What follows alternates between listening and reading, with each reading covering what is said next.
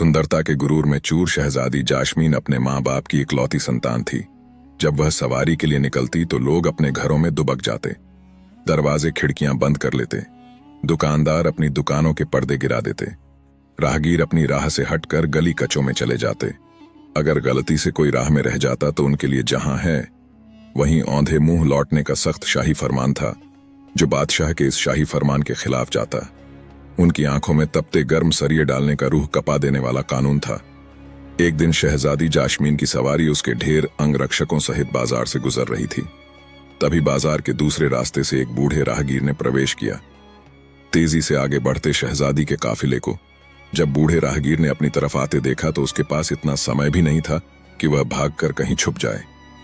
वो एक गरीब बूढ़ा एक माली था जिसके सिर पर आम से भरी टोकरी थी। टोकरी को फेंक कर औंधे मुंह जमीन पर लेटता तो उसकी सारे आम गिर जाते। काफिला उसके पास आ पहुंचा। शहजादी के सिपाहियों ने उसे गिरफ्तार कर लिया। घमंडी शहजादी ने उसको देख अपने सिपाहियों को आदेश दिया, इस दुस्साहसी को कैद कर लिया जाए और शाही फरमान के अनुसार 2 दिन बाद इसकी मलिन आंखों में तपता गर्म सरियां डाला जाए। इतना सुनकर बूढ़ा माली थरथर कांपने लगा और बोला, ए शहजादी, ए मल्लिका, मुझ गरीब माली की उम्र का लिहाज करते हुए मुझे रहम की बख्शीश दो। पर शहजादी जाशमीन पर बूढ़े माली की बातों का कोई असर नहीं हुआ। उसने कहा, इस कमबख्त की आंखें फोड़ दो। इतना कहकर वह अपने काफिले के साथ आगे बढ़ गई। बूढ़ा माली कांपता हुआ माफी की भीख मांगता रह गया। डर के मारे उसके हाथ पैर कांप रहे थे, जिससे उसके आम बिखर गए। बहते नेत्रों के साथ वह आम उठाने लगा तो शहजादी के सैनिकों ने धमकाते हुए कहा, क्या कर रहा है बदतमीज बूढ़े, तूने रास्ते को खराब कर दिया। तेरे पास इन सब के लिए समय नहीं है। इतने में एक नौजवान आया और बूढ़े के आम इकट्ठे कर उसके टोकरे में डाल दिए। सिपाहियों ने गुस्से में नौजवान से कहा, चल यहां से अपना रास्ता नाप। नौजवान लड़का मन ही मन शहजादी को सबक सिखाने का निश्चय कर वहां से चला गया। शहजादी का खोखला गरूर तोड़ने की ठान चुका नौजवान जब खोजबीन करने और अंदर घुसने का रास्ता देखने शहजादी के महल के पास पहुंचा तो उसने देखा वहां बहुत कड़ा पहरा था। कदम कदम पर शहजादी के सिपाही उसके महल की पहरेदारी कर रहे। अच्छी तरह से ताक झांक कर वो सही मौके के इंतजार में वापस लौट गया। शहजादी अपने महल के चारों ओर इतना सख्त पहरा रखती थी। रात को जब वो सोती तो उसके कमरे में भी उसके खास पहरेदार पलंग के चारों ओर खड़े होकर उसकी निगरानी करते। फिर एक दिन शहजादी के दिल में पता नहीं क्या आया कि वह अकेली सोने को तैयार हो गई। इसी मौके की तलाश में नौजवान बहुत दिनों से था।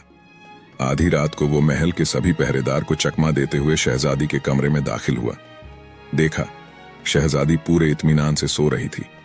पूरे कमरे में एक से बढ़कर एक शाही चीजें रखी हुई थीं। तभी उसकी नजर वहां रखे लाल पत्थर पर गई, जिसकी चमक से पूरे कमरे में रोशनी फैली हुई थी। उसने चुपचाप वो हीरा उठाया और जिस रास्ते आया था उसी रास्ते महल से चला गया। शहजादी की नींद खुली और कमरे में अंधेरा देखा तो वो घबरा गई। घबराकर शहजादी बिस्तर से उठ खड़ी हुई और हाथों से टटोल हुए घंटे से बंधी जंजीर तक पहुंची और जंजीर खींच दी। घंटे की जोर जोर की आवाज सुनकर शहजादी के नौकर चाकर उसकी बांधदियां तुरंत उसके पास पहुंची। उधर बादशाह और मल्लिका भी घंटे की आवाज सुनकर उठ गए। मल्लिका ने बादशाह से कहा, हाय क्या हो गया, मेरी बच्ची को जल्दी से उसके पास चलो। बादशाह और मल्लिका जब शहजादी जाशमीन के कमरे में पहुंचे तो उन्होंने देखा शहजादी के पास नौकर खड़े हुए कह रहे थे, मल्लिका, हमने किसी को यहां से बाहर निकलते नहीं देखा। बादशाह के पूछने पर शहजादी ने बताया कि अब्बाजान कमरे में रखे हीरा को कोई चुरा ले गया। बादशाह ने तुरंत सैनिकों को आदेश दिया कि जल्दी जाओ और देखो चोर अभी यही होगा। पर नौजवान तो कब का वहां से जा चुका था। सुबह होते ही बादशाह ने पूरी सल्तनत में घोषणा करवा दी कि जो भी शहजादी के चोरी हुए हीरालाल को वापस लेकर आएगा उसे मुंह मांगा इनाम दिया जाएगा। नौजवान को जब बादशाह की घोषणा का पता चला तो वह मन ही मन खुश हुआ। वह अब अपने अगले कदम के लिए तैयार था। शहजादी के गुरूर को तोड़ने की नौजवान की योजना अब उसके हिसाब से जा रही थी। अपनी योजना अनुसार वह बादशाह के सम्मुख पेश हुआ और तख्त के सामने झुककर बड़ी अदब के साथ सलाम किया। बादशाह ने नौजवान से पूछा, कौन हो तुम? नौजवान ने अदब के साथ कहा, बादशाह सलामत, मैं शहजादी के चुराए हुए हीरालाल को लेकर आया हूं। अब आप अपने वायदे के मुताबिक मेरी मुंह मांगी शर्त को पूरा कीजिए। बादशाह हीरे को देख खुश होता हुआ बोला, कहो तुम्हें क्या चाहिए? नौजवान ने बोला, बादशाह सलामत, मेरी गुजारिश है कि परसों शहजादी को देखने पर कैद किए गए वृद्ध माली की आंखें फोड़ने की सजा माफ की जाए और उन सिपाहियों की पीठ पर कोड़े लगवाए जाएं जिन्होंने उसे गिरफ्तार किया और मुझे गालियां दी। बादशाह ने हैरान होते हुए पूछा, उस बूढ़े माली के साथ तुम्हारा क्या रिश्ता है? नौजवान बोला, हुजूर आजम, मेरा उसके साथ इंसानियत के अलावा कोई रिश्ता नहीं। बस उसकी हालत देखकर मुझे उसके ऊपर रहम आ गया, और वैसे भी उसके देखने भर से शहजादी का क्या बिगड़ गया। नौजवान के मुंह से यह बात सुनकर बादशाह गुस्से से तिलमिला उठा। उसने अपने वजीर को आदेश दिया, इस कमबख्त को कारावास में डाल दो और वायदे के मुताबिक उस बूढ़े माली को रिहा कर दिया जाए और उन सैनिकों को 50-50 कोड़े मारे जाएं।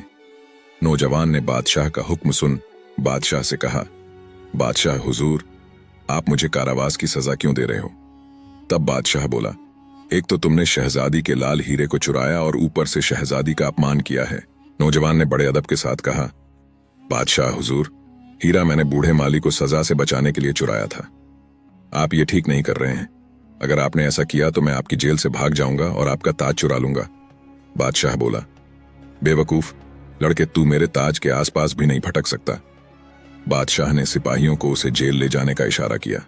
इशारा मिलते ही तुरंत सिपाही नौजवान को पकड़कर कैद खाने ले गए और जेल में बंद कर दिया। नौजवान जेल में बैठा खुश हो रहा था। जैसा वह चाहता था अब तक बिल्कुल वैसा ही हो रहा था। वो अब अपने अगले कदम के लिए पूरी तरह तैयार था। बादशाह शहजादी के पास गया और हीरा लाल देते हुए उसे सारी दास्तान सुनाई। शहजादी ने कहा, अब्बा जान, उस दुस्साहसी की इतनी मजाल कि उसने मेरे कमरे से हीरा लाल चुराया और अब आपका ताज चुराने की फिराक में है। उस दुष्ट व्यक्ति को बीच चौराहे पर खड़ा करके उसके दोनों हाथों को कटवा दीजिए ताकि फिर कभी कोई ऐसी जरूरत करने की सोचे तक नहीं।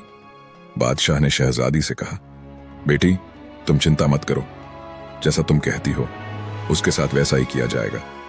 बादशाह ने पूरे राज्य में घोषणा करवा दी कि कल सुबह राज्य का हर व्यक्ति शहर के चौराहे पर आ जाए। बीच चौराहे पर शहजादी के महल में चोरी करने वाले दुष्ट नौजवान व्यक्ति को खड़ा कर उसके दोनों हाथ काटे जाएंगे। बादशाह का वजीर जब कैद खाने जाकर नौजवान को यह खबर देता है तो नौजवान जोर जोर से हंसने लग जाता है और कहता है, तुम सब पागल हो गए हो, सुबह तक यहां कौन रुकेगा? मैं तो आज रात ही बादशाह का ताज लेकर यहां से फुर्र हो जाऊंगा। वजीर ने कैद खाने के दरोगा को हुक्म देते हुए कहा कि आज रात कैद खाने के चारों ओर सख्त पहरा लगवा दीजिए। सुबह हुई तो बादशाह ने वजीर को हुक्म दिया, जाओ जल्दी लेकर आओ, उस कमबख्त को उसके हाथ कटते देखने के लिए मैं स्वयं भी बेताब हूं। वजीर जी, हुजूर कहकर तुरंत कारावास की ओर चल दिया। उसने कारावास के दरोगा को कहा, उस नौजवान को लेकर आओ। दरोगा जब जेल के अंदर जाकर देखता है तो उसे वहां सिर्फ हथकड़ियां पड़ी हुई मिलती हैं। यह देखकर दरोगा के पैरों नीचे से जमीन खिसक जाती है।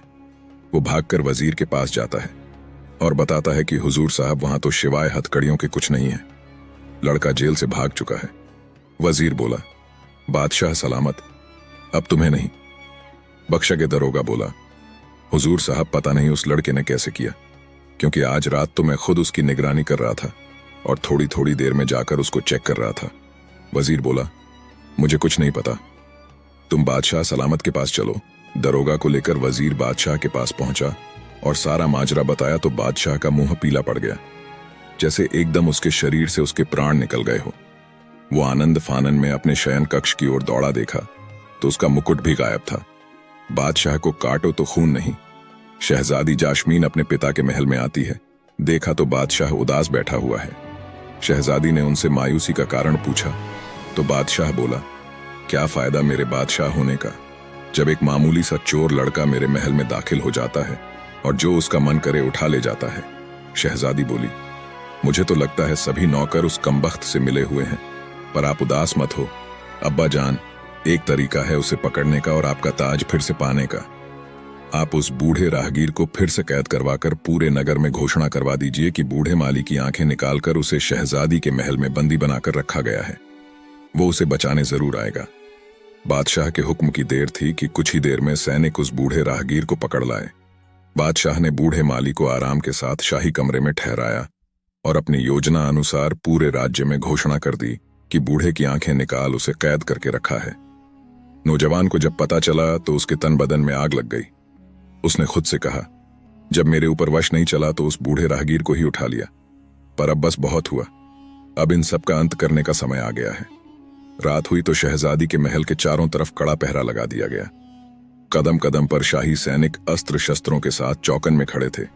खुद बादशाह भी भेष बदलकर गश्त कर रहा था। पर तभी अचानक शहजादी के महल से हृदय चीर देने वाली चीख सुनाई दी। बादशाह आनंद फानन में भागा शहजादी के कमरे में दाखिल हुआ। देखा तो शहजादी जमीन पर पड़ी हुई है और उसका पूरा शरीर नीला पड़ गया है। तुरंत शाही वैद्य को बुलाया गया। जब वैद्य ने राजकुमारी को चेक किया तो उसके होश उड़ गए। कांपती आवाज में बादशाह से कहा, माफ करें हुजूर, शहजादी अब इस दुनिया में नहीं है। किसी जहरीले सांप के काटने से वो मर चुकी है।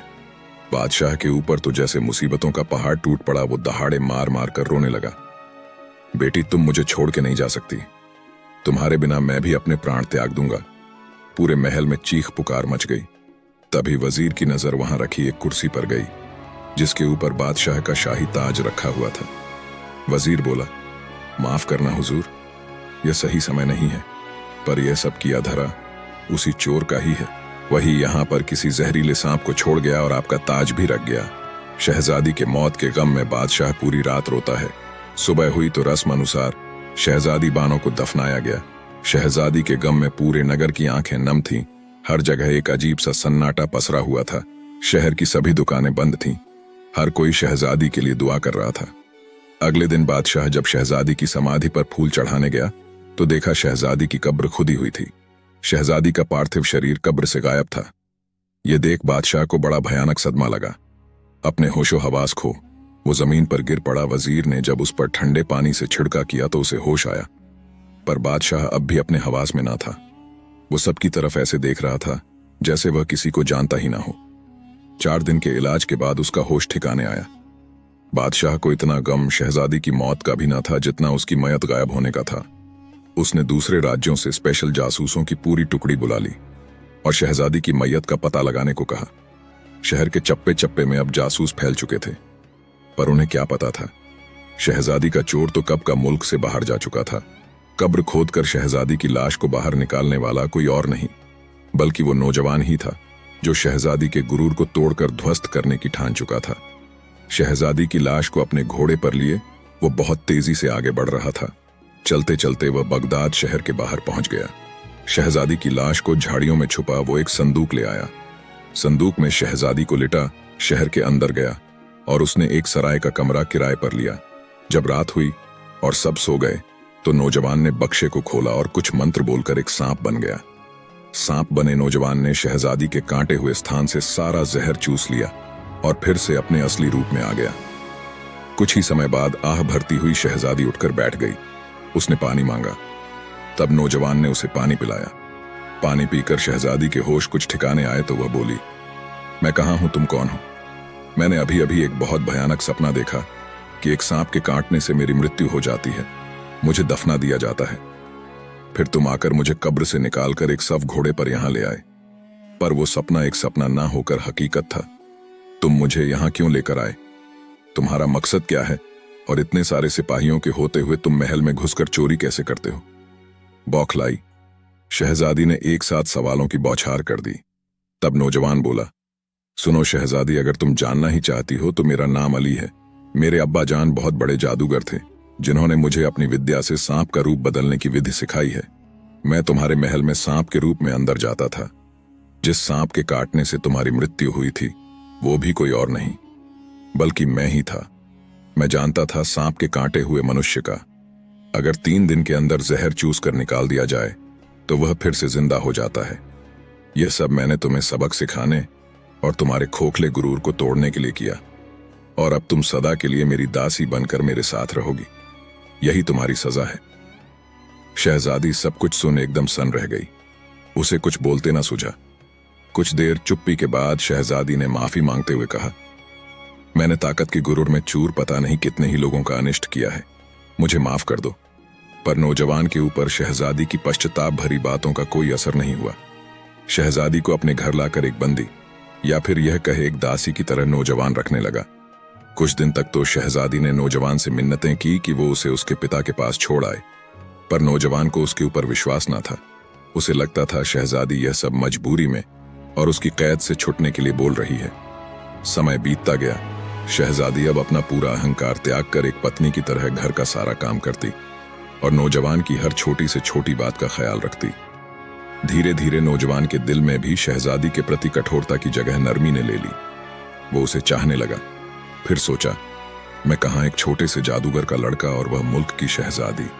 फिर एक दिन ऐसा आया जब नौजवान ने शहजादी को परखने के लिए घर पर अकेला छोड़ दिया और भागने का पूरा मौका दिया और सोचा, रात को जब लौटूंगा तब शहजादी मुझे मिल गई तो उसके सामने अपने दिल की बात कह दूंगा।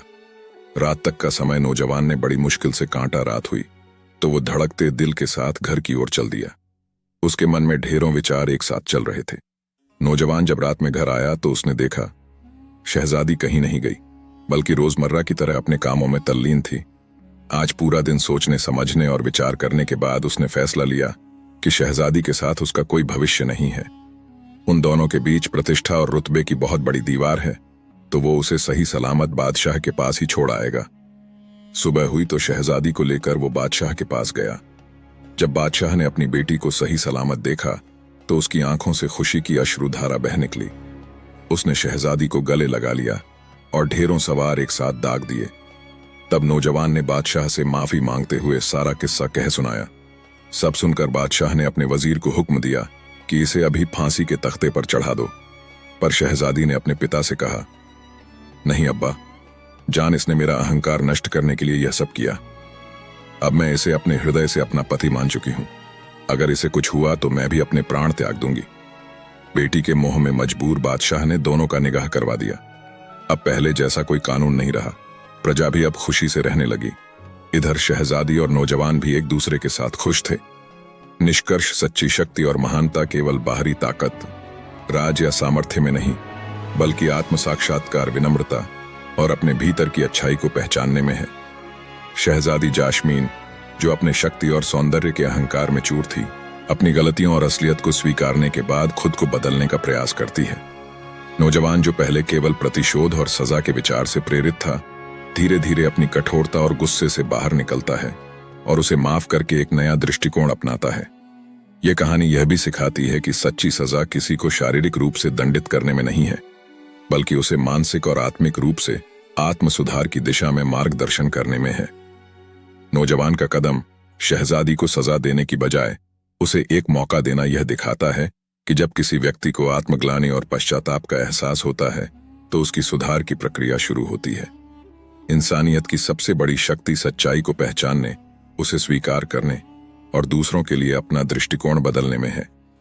दोनों पात्रों की यात्रा दर्शाती है कि जब हम अपने अंदर की अच्छाई को पहचानते हैं और उसे अपने जीवन में उतारते हैं, तभी हम सचमुच महान बन सकते हैं।